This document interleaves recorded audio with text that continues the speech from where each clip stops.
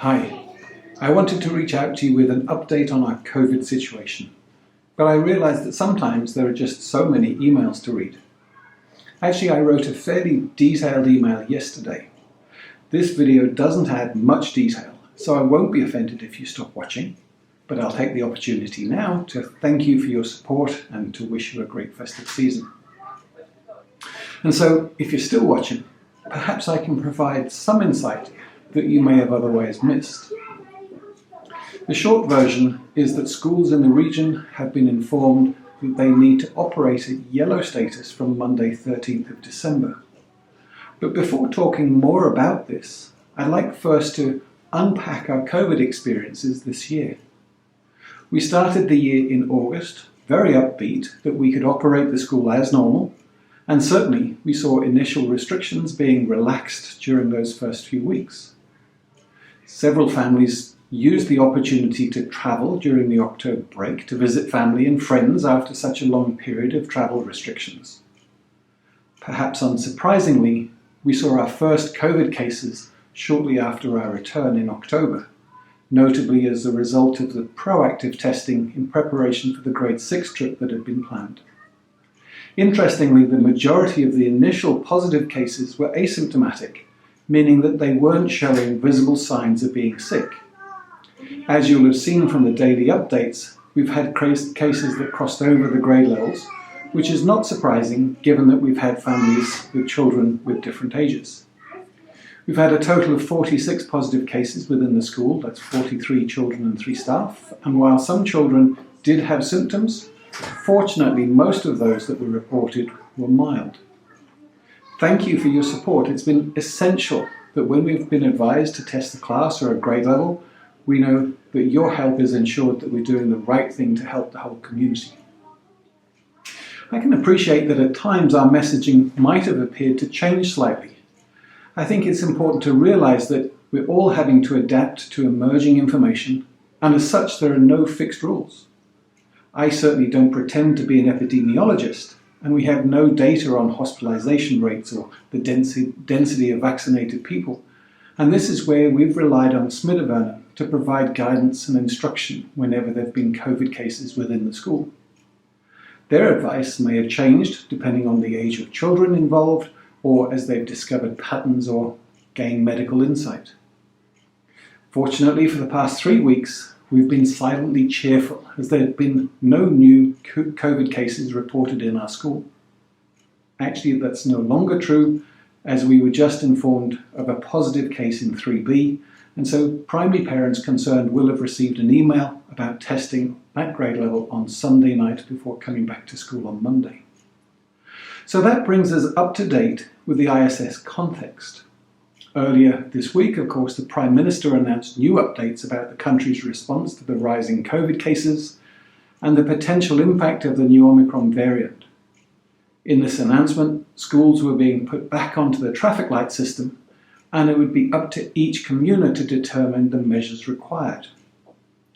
At this stage, it's probably wise for me to explain for non-Norwegian families that the public schools in Norway are organised as barnehager for under 6, barneskole for 6 to 13-year-olds, ungdomsskole for 13 to 16, and videregående for 16 to 19. And obviously ISS is somewhat unique in that our one school crosses all of these Norwegian divisions.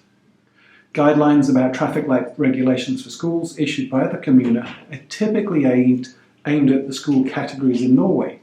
And since we have all age ranges present, it can be a bit tricky to adapt since these groupings don't really match with our ECPS middle and high school sections.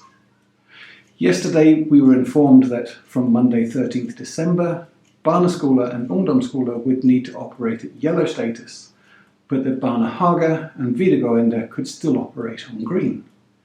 As a result of these new restrictions that have been announced, the last 3 days of this semester, up to the Christmas break, will have certain new routines and strengthening of many of the systems that have already been in place.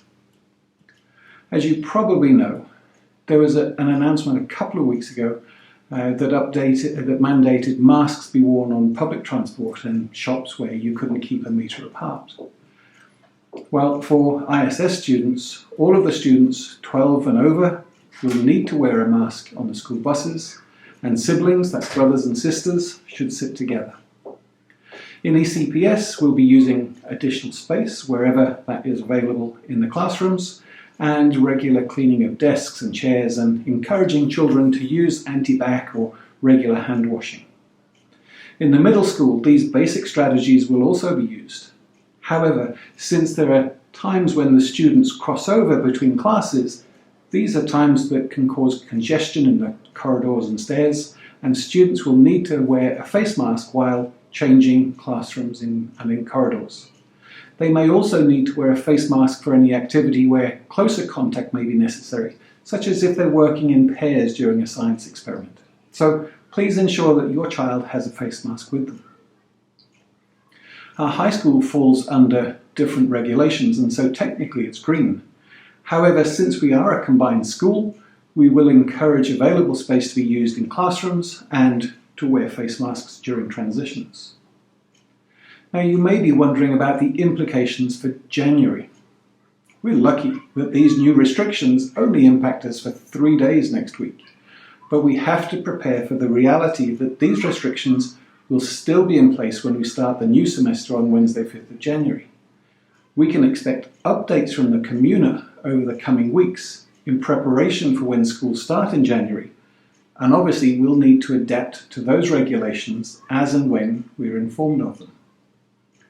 Now, grade 12 have their mock exams starting on Monday, 10th of January, and usually they'd spend the first couple of days back in school preparing and revising for these tests.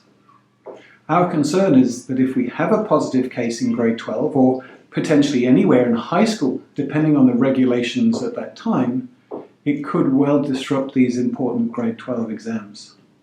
And so we've already taken the decision that grade 12 will use Wednesday 5th to Friday 7th of January with online sessions for their exam preparation to ensure that the exams can actually go ahead without disruption. While we may sing about a white Christmas, we're actually hoping for a green January. However, to be honest, that looks unlikely, and we're preparing for the potential of having to start perhaps the whole school on yellow. But we don't know this yet, and any decisions over the coming weeks will be based on the Communer's announcements. Who knows? We may need to start virtually for middle school and high school students, but it's most likely that ECPS will be physically in school, as there have been strong messages from the government to keep younger children in school wherever possible. It's likely that we're going to ask parents to test their children before returning in January. I would urge any families that are travelling over the break to allow time on your return to test, wait a few days, and then retest before coming back into school. And if you've made it this far through the video, thank you. Thank you for your continued support and understanding. Our ISS staff have been amazing over these past few months to make memorable learning experiences and meaningful connections for your children, despite all the challenges that affect us locally and globally. And so, wherever you may be spending this vacation, and for those of you celebrating Christmas, good Yule, and I wish you all a happy and hopefully less stressful 2022. Thank you.